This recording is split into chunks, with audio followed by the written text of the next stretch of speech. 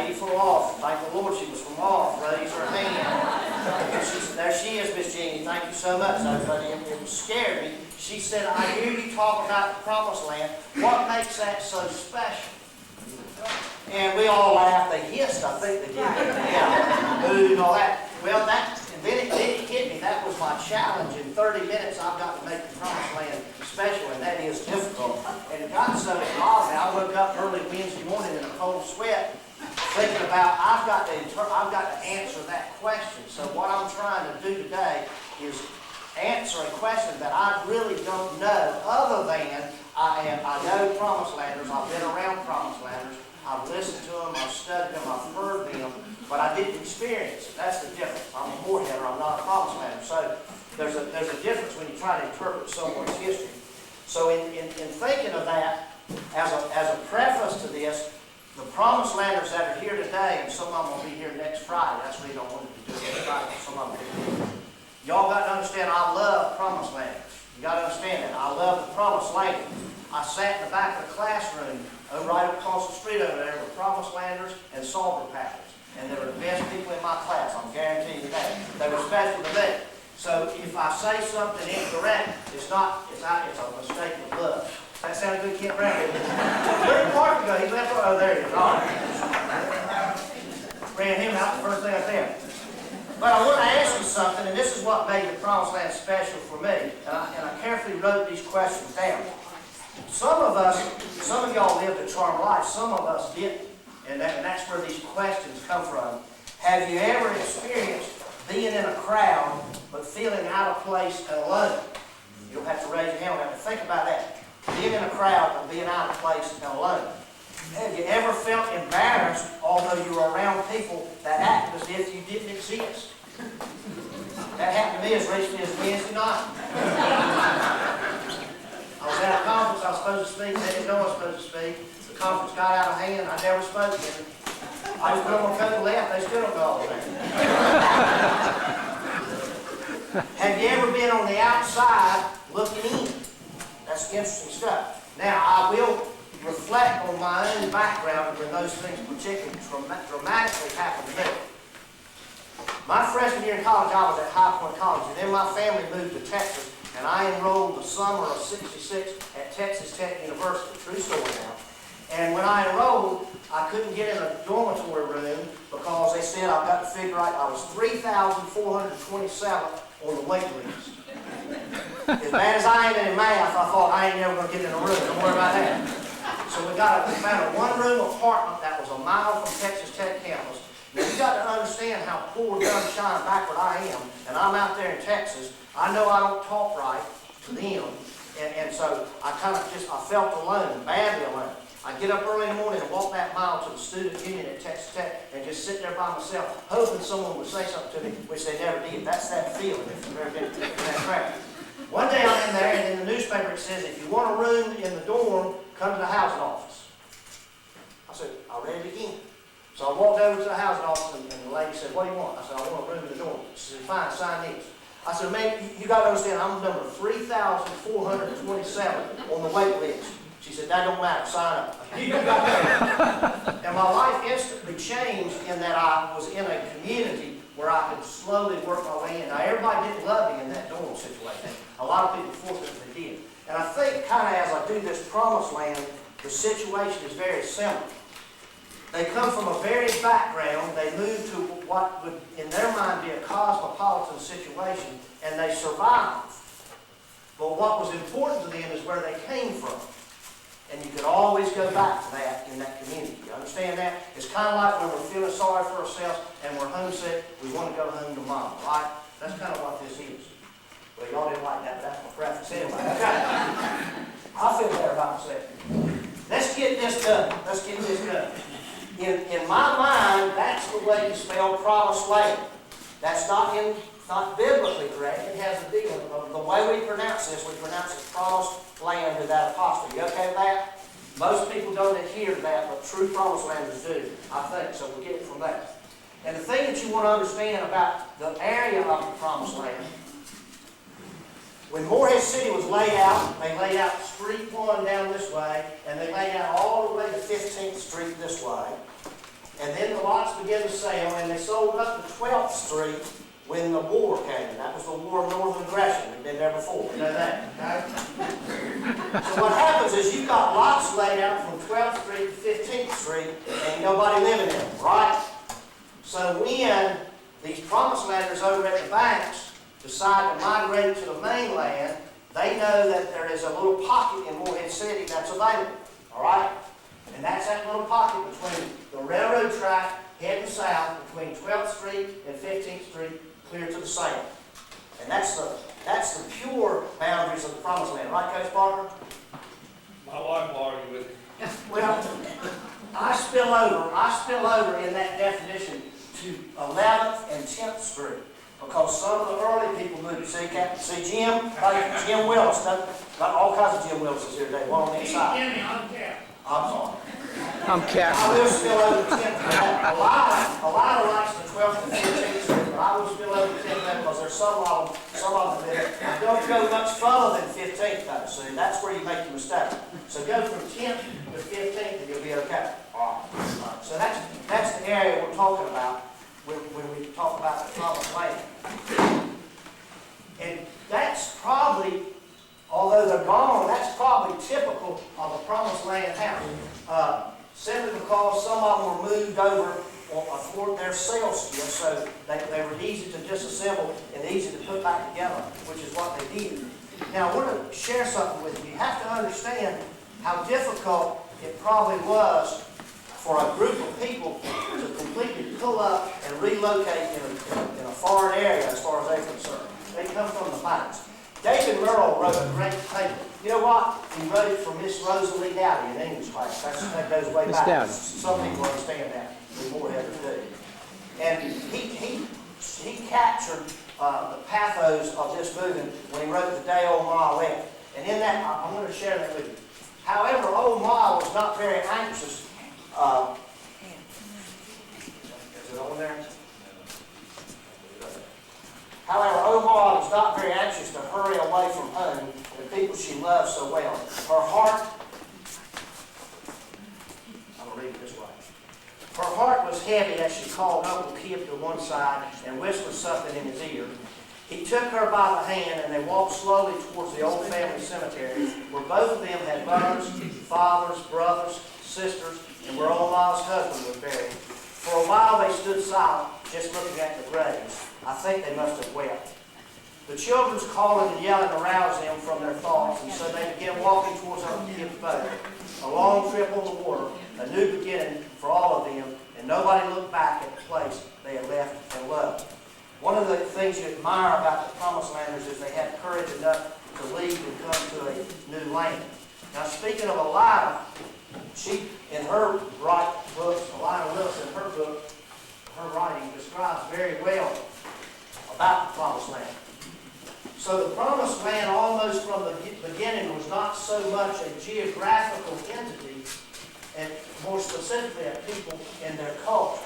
So if you want to dismiss that little pocket, that's fine. Keep that in mind. But look at what they moved into. Look at what these people from the banks, with that strange language and all that stuff, moved into. And that's what tends to scare people and make them feel a little bit stronger about this stuff.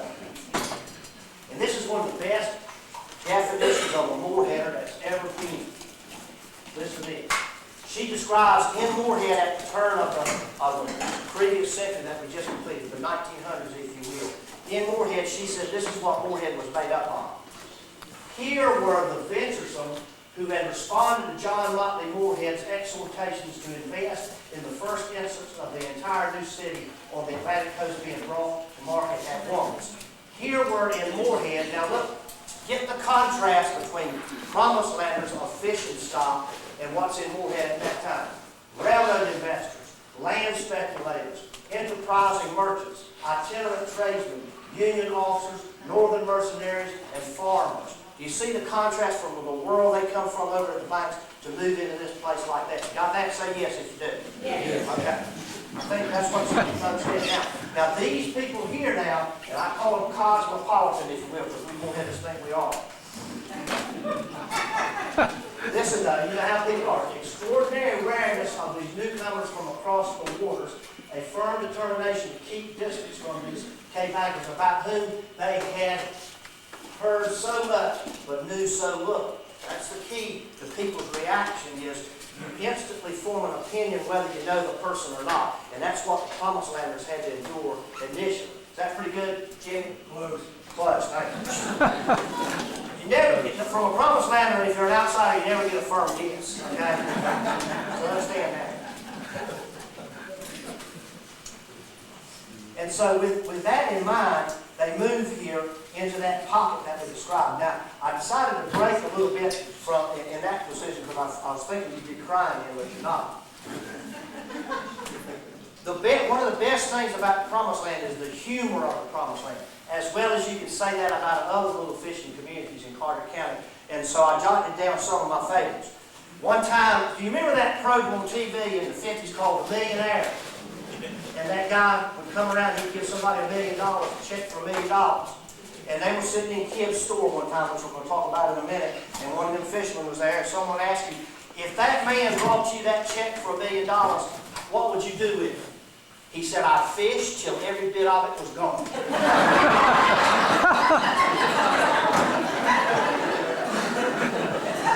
Get us Neil Putman from that. That's probably the way they're at.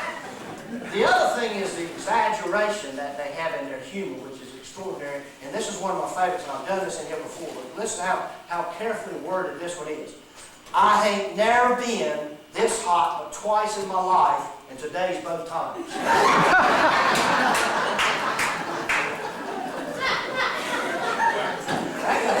That's good. Take exaggeration a little bit further. Now, I'm reading from one of the heroes of ours at the Promised Land, Brian Guthrie, and one of the things he said, and they take exaggeration and over-exaggerate. They make it to the hyperbole, if you will. Well, this is what he said. During the days of the Depression, here's what Brian Guthrie said. Now, listen carefully, even if you can't read it, he said. One day, deep in the Depression, Brian Guthrie stood on the shore watching a big schooner sailing up Bow Sound. All he wanted right then, he said, was, all I want right now, he said, was to own that boat, fill the hole up to the gunnels with sail needles, and then wear every last one of them down to the eye, sewing up canvas sacks full of $100 bills. Is that not genius? That's an amazing thing. That's another reason I sat back there with them. That it was amazing genius. Now these families that moved here, although somewhat suspect by the polite community of Morehead City, are extraordinary people, and I say that with all the love in the world. And they are typical bankers in that they're kin to each other, and that's something that always was mind-boggling to me. When David Merle died, who's right down here, when he died, this girl right here said, David was my double first cousin. I think, how do you do double first cousin? That's crazy stuff. But in this overhead, hopefully you can follow a pattern here as to how they were double first cousins in some way. Typical Promised Land family, some of us knew very well Captain Gibb Willis, probably the greatest sailor that ever sailed the seas. He could do it. He marries Hannah Guthrie. His sister is Nettie Willis, and Hannah's sister is Julia Guthrie. You with me so far? Out of the Gibb and the Hannah marriage comes Alma and Nettie and Sadie and Mamie. Most of us knew them very well. Out of the sisters' marriage, down here came Nettie, came Annie Mae, who had the children. There's Jennifer. And out of this side, from Uncle Nevis, we call him, Cornelius Guthrie, who married you, came Ruby and Althea and Leroy and Zenobia. And from Nettie came David. What I was going to show you is that right there. This might be not new to you, but that's Zenobia Guthrie in 1928 was none other than, well, I know what it is, too close. There she is in an opening. But she was Miss North Carolina in 1928. Woo! Now Moreheaders have a problem. Ain't nobody ever been Miss North Carolina in Morehead City. My proper Moreheaders, but Promised Lander was. See that? See now things beginning to break down, I would suspect. And then she has her pedigree. She's the daughter of Uncle Nevis and Aunt Julie. Some of y'all do her well, I'm sure. So we go through that part as we do. But to me, as a young person growing up, the fascinating thing was that store. I was Kemp's store. Kemp Guthrie's store. You got a straight angle, right? Yeah, that's too proper, isn't it? And when you talk to promised landers and you start talking about the store, they'll start leaning like that. and the reason, when we walked in there, you had to lean like that, didn't you? It was an amazingly structured store. That was on the corner of, it was actually on the corner of 14th Street, 12th Street. It was actually on the corner of 11th, what it was, but it's in the Promised Land property. And it was like a Walmart's of the Promised Land, if you will. If Kemp didn't have it, you didn't need to do anything about it, all right? And it leaned, as you can say, we're going to do a little bit of something on that, but here's a paper that we wrote about it. It began as a wooden rectangular building of shotgun architecture, if you will. However, it soon developed its distinctive lean to the eastern, as if to bespeak of the Promised Land's kinship to the bankers who settled in that locale of Carter County. Pictures don't do the lean justice. You had to walk in the door and feel the walls staring at you to understand the full significance of the angle. That's why we do like that. In Mrs. Helen Bailey's geometry classroom at Moore City High School were displayed models of the common geometric shapes: a square, a rectangle, a triangle, etc. On the model of the trapezoid, some enterprising young student had written Kemp store. I think it was Jimmy Parker, but I don't want to make him mad today. Legend says it was supported by a Ritter bean can. That's not so. I distinctly remember there were two of them. With that in mind, and with Captain Jim Willis in the audience, I'm going to let him come up and do his poem that he wrote about Kemp's store, the capital of the Promised Land. Will you do that, sir? Yeah, I'll do it. The reason I get Jim to do it is he does it in a Promised Land Banks road rather than more his home. I'm not from off, I'm from on the banks. I wrote this little poem here, and the strict construction is like a lie. I sometimes won't agree with it, but I always consider that my grandmother lived on the edge, as we say, on the banks of the Promised Land. When I was taken home from the Moore City Hospital, they didn't carry me straight to the banks, they carried me to the edge of the Promised Land. So I feel like I spent 8 summers over there with you crowd, and so this is my feelings on the Promised Land. In the middle of the Promised Land, it once stood a store, about halfway up from the edge of the shore. Everybody sing it hard. Our younger, it lanes to the east. The thing was propped up on just one can of beans, third shelf up. And then one day somebody had to take that can down. And the whole shebang tumbling to the ground. But young as the Promised Land ain't say no more without Kemp's store, the capital of the Promised Land.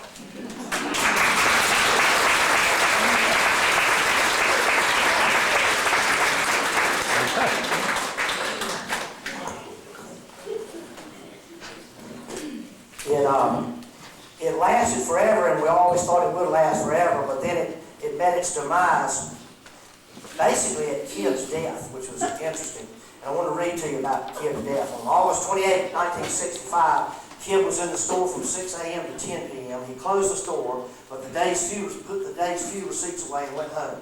Sunday the 29th, he arose early, went to church, and during the preaching service, leaned his head back, and with a soft sigh, passed away. The end of an era. Kemp's Christian faith, his store, his home, and family were his entire life. That's the way it ended. To me, that's very graphic. They came in apparently to tear it down right after that, because it looked like it should have been condemned, although they said it's weathered those storms forever. And it didn't tear down very easily, so I'm told that what it was burned, which to anybody else would be buried. But this was buried. They just knocked it down in that hole, covered it up with dirt. The baby's still there in its grave. It's right there if we need it ever again. The lot is still there, so that's kind of important. Okay. Does that shock you? Oh, no, you said the lot is still there? Yes, ma'am. That corner lot, the last lot on 11th Street heading to the western would still be right there. Right beside, it's a vacant lot, yeah.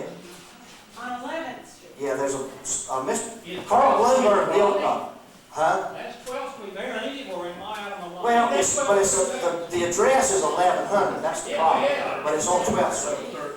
Carl Bloomberg built that brick building beside it to the eastern of it. That saved it for a while because it could lean on that a little bit. And it's still there, that building's still there.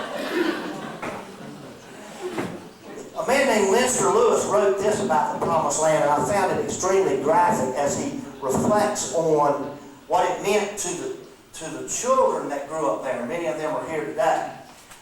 Our parents and grandparents who established this small neighborhood found a haven from the storms and isolation and deprivations they endured in the harsh world of Cape Lookout Banks.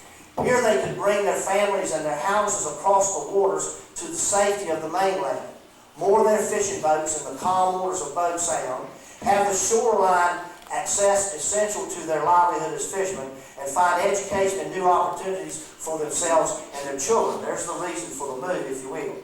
They accomplished all of this in a surprisingly short span of years, and in doing so left us a wonderful heritage of strong men in the sea, of lifesavers and whalers and fishermen, and of plain, hard-working men and women who struggled to improve their lives. But they all also left us a legacy they could not have dreamed of, the children's paradise we inhabited in this place called the Promised Land.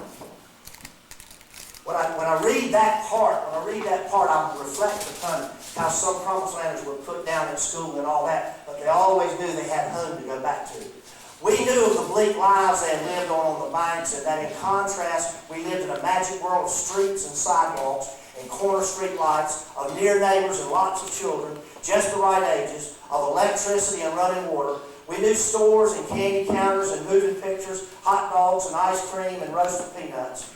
We had our church, our school, our library. We had the freedom to roam from the huge Atlantic Hotel to the White Dot, that one place above all others that still evokes memories of the happiest days of childhood. And we had the security of everyone knowing who we were and who it was we belonged to. But more than all that was the gift of our own unique playground, the stretch of an ocean lagoon that is Boat Sound. Beginning just at the edge of our neighborhood, the muddy estuary of Newport River gave way to the white sandy beaches that stretched westward to Kemp. The water was shallow and clean with hard sandy bottom, a perfect water playground where the sun shone our way from sunrise to sunset. There were net spreads for gym sets, skiffs ashore and afloat, and a fascinating marine world to explore. It was safe, there was always children about, and adults lived and worked within our call. If you remember our lecture on the banks, that's very similar to the banks community too. They knew the water as a means of livelihood and transportation. We knew it first as recreation. They knew Sandy Point as a fish hall. We knew it as a traditional place for baptisms, real and make-believe. But perhaps they loved and enjoyed its sunlit beauty and tranquility as well. We hope they did, and we hope they know how much we appreciate the wonderful place they found for us and how much we have loved this Promised Land. That's pretty well written if you consider it. Now, I left out something, and I don't know why I did, and it might be disjointed, but I'm going to go back to it. I'm also lost. There's that clip. I couldn't find it. It's straight, isn't it?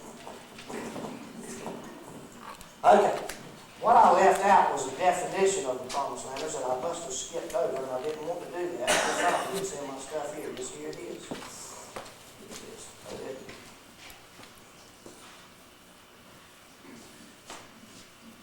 Rodney? Yes. When you refer to Promised Landers, are you speaking of the people who actually live in the Promised Land now,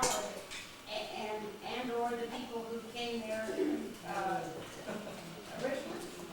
Well, actually both, but that's an interesting question in that it's disappearing on us, isn't it? And that's the sad part about it, isn't it? It's disappearing fast. There are homes down there that don't look like what our Promised Land homes. Am I right? That one in Kemp, they look like a mansion, the ones I remember. If it was a two-story, it was a mansion to you, I know that. Kemp Guthers was the one mansion down there, and they were 2 stories. It was, yeah, Kemp's was 2 stories slightly. They put in that upper loft. That's right. Well, I'm not gonna be able to find that thing I had. It was a good definition that a lady from off wrote about me. Maybe I wasn't supposed to do it because I didn't bring, or wrote about the promised land. Maybe I wasn't supposed to do it because I don't have it with me. But I wanted to read one other point, and then I want to have the question and answer period, if I may. But I'm just as messed up as anybody's ever been right now. I know it. That's unusual. No, well, it's not unusual. No. How about let's do the question and answer while I'm stumbling around? Rodney, Yes, ma'am. you said it's disappearing fast. What does that mean? I mean, the homes and the land is still there. It means that people from off discover how beautiful it is right there on Bogue Sound and buy parts of it, right?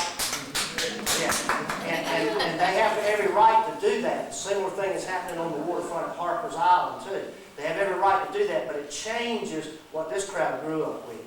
You know, it was a neighborhood where it was all family, and they were very close together, and they felt safe there in those confines. But it's disappearing, and some big houses are being built there now. Yeah, Larry? Rodney, today, how many houses are in the Promised Land that were original houses? Oh, 20, 30, 40, or? No, there may be 100. 100. I think. Kemp Guthers is still there on the corner of 12th and Shepherd, but it has been added on to, and it's changed the front part of it, the 2-story part running this way, running east and west, is the original house, and the rest of it has been added on to. Well, if you remember those houses, you can ride through there and still see some. But see, Jimmy Howland just died, and they sold his property, and that was Captain Gibbs' property. Whenever Captain Gibbs and his crowd grew up. And so that'll be knocked down, because there's 2 or 3 lots, and somebody will build a mansion on that.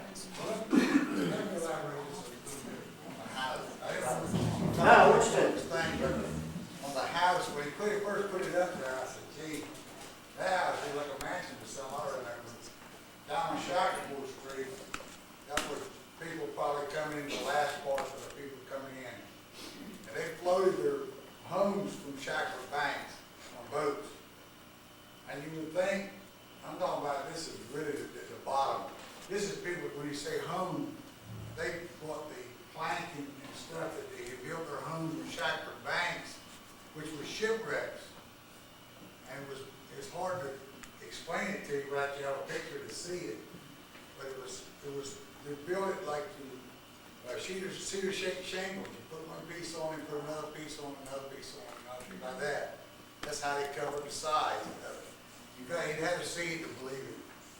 And these houses were sold when I got about,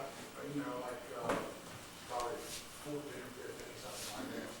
This material had turned green because they didn't have the money to paint the house. It actually turned green. There was a house on the corner of 13th and Shackleford Street that had sand floor. Is that right? Bessie Smith. Is that right? Right. And I remember that was next to my grandparents. They didn't have dirt floors, but it was just stakes up to the ground, which was off the ground. But the house was actually, to this side, and like I said, pieces off of these wrecked ships, and they put it together.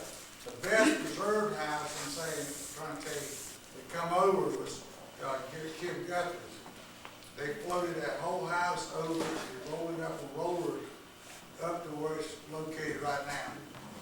And it's the main part of the house, east and west, and you can see the small windows and how narrow it is. That's the reason they just, didn't elaborate on the side of the house.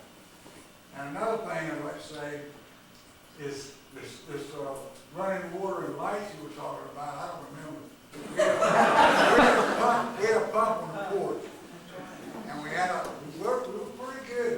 Our house wasn't way out from the house; it was on the end of the porch, but it was still an outhouse. And I come a long way. I guess I inherited some of that muscle because I went into service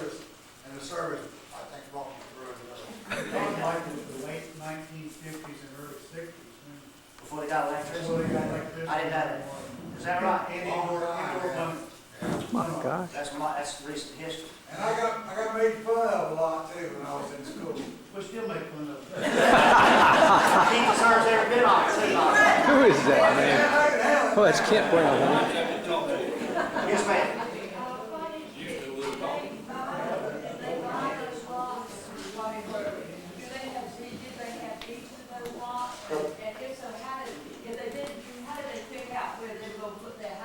One of the things that was, the question was, did the Promised Landers have deeds to their houses? And I'm going to say yes.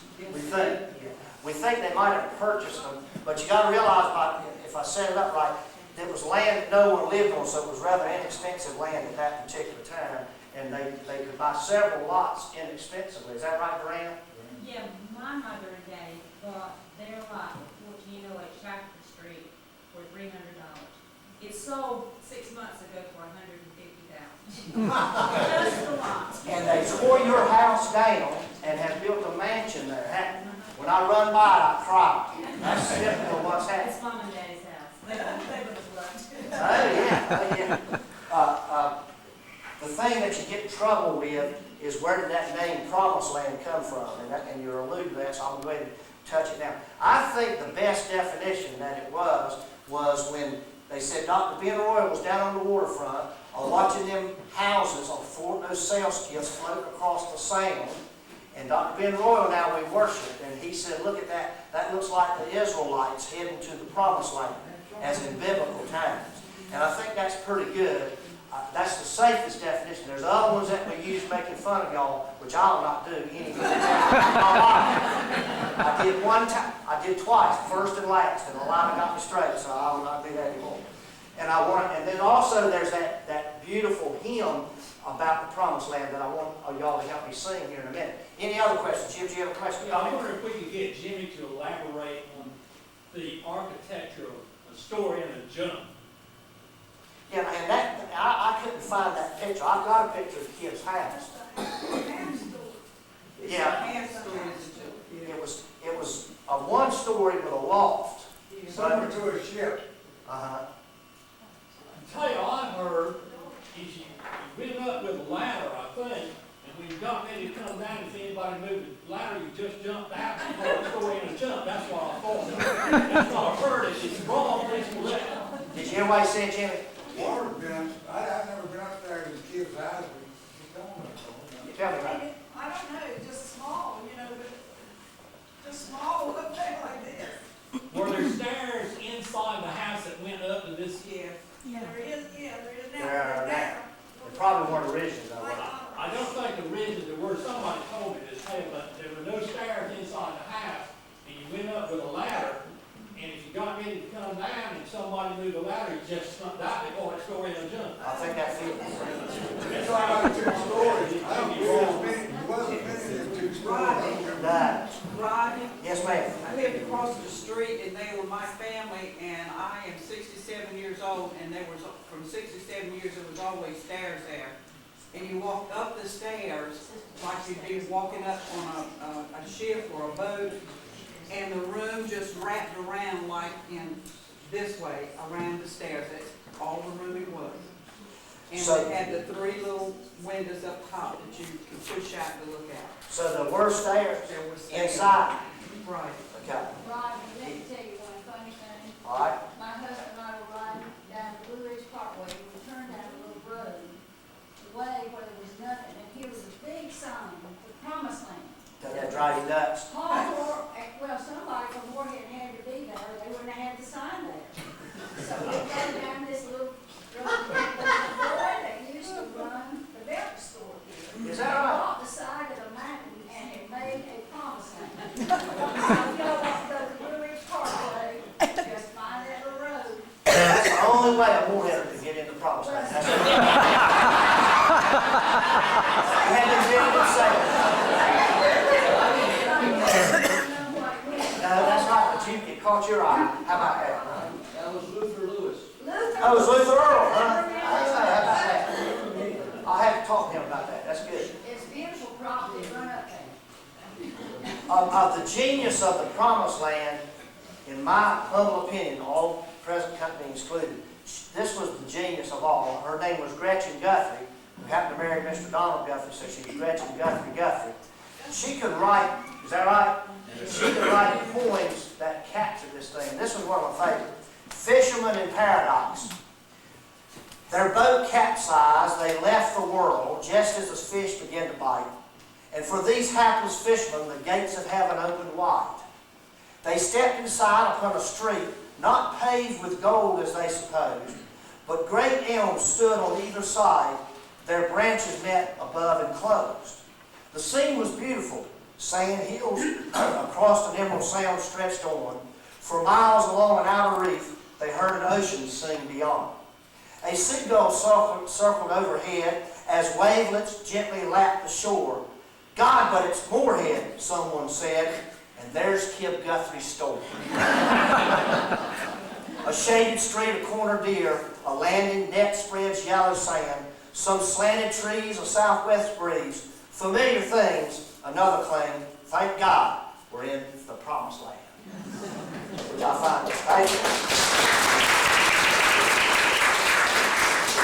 What I want you to do, and my voice is terrible, even if it's a good voice, but I'm going to sing anyway. What I want y'all to do in conclusion to this thing is I want you to sing the chorus to this famous, it's an old hymn, I didn't realize how old it was, a 1787 hymn. And the chorus is, I'm bound for the promised land. You see where I am right here? I'll get you started, y'all jump right in there. I'm bound for the promised land. I am bound for the promised land. All who will come and go with me, I am bound for the promised land. Let's do it with a little bit more enthusiasm now. But listen to the verses. I've got the whole song. On Jordan's stormy banks I stand and cast a wishful eye to Canaan's fair and happy land where my possessions lie. You're getting into it now. Let's do the chorus. I'm bound for the promised land. I'm bound for the promised land. Oh, who will come and go with me? I am bound for the promised land. No chilling winds or poisonous breath can reach that healthful shore. Sickness and sorrow, pain and death are felt and feared no more. Let's do this first. You do it good. They're generous fruits that never fail, on trees immortal grow. They're rocks and hills and brooks and vales with milk and honey flow. Let's do it. I am bound for the promised land. I'm bound for the promised land. All who will come and go with me, I am bound for the promised land. When shall I reach that happy place and be forever blessed? When shall I see my Father's face and in His bosom rest? Bring it home now. I am bound for the promised land. I am bound for the promised land. Oh, who will come and go with me? I am bound for the promised land. Give yourself a hand. Very good. Thank you very much for enduring the rigors of our weather and getting here today to the promised land. I appreciate it. Rodney? Yes. I have one more question. One more question.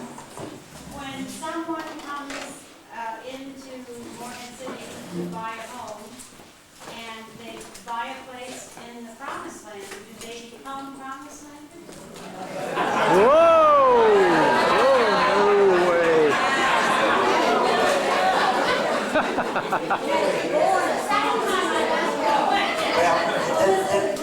Hopefully you can tell from the crowd reaction that what you have to understand is the lineage. You have to be begot of banker parents, grandparents that came here, and you got to have certain names that fit that. And I don't Probably you can marry into the promised land, but you had to be somebody special to do that. It's typical Salter Pathers. But no, that's what's unique about these communities. You're never part of that. You're never native Carteret County either. See, you can be here like I have been since 1949, but I'm not a native Carteret County. I'm still from off somewhere. So they know that, don't they? All right. She said, same token, if we move to New York or New Jersey, we don't be safe with we're Yankees. We're still from Brahma. Amen. That should, kind of straighten out. You understand that? If I moved to California, I'd still be in North Carolina. You get that? I heard that. It's such a feeling and a lifestyle that they grew up with that no one can emulate it. I can't even emulate it in a lecture, really. That's what I was trying to say. So it's part of that. There is a house in the Promised Land down on Patterson Street listed for $1 million. $1.5 million. Well, Patterson Street's an old story. That's a street that's basically underwater. It's just a stretch on it. But think about that. You could have bought for $1.5 million. You could have bought more here in 1900. But not, particularly the Promised Land. Okay, thank you very much.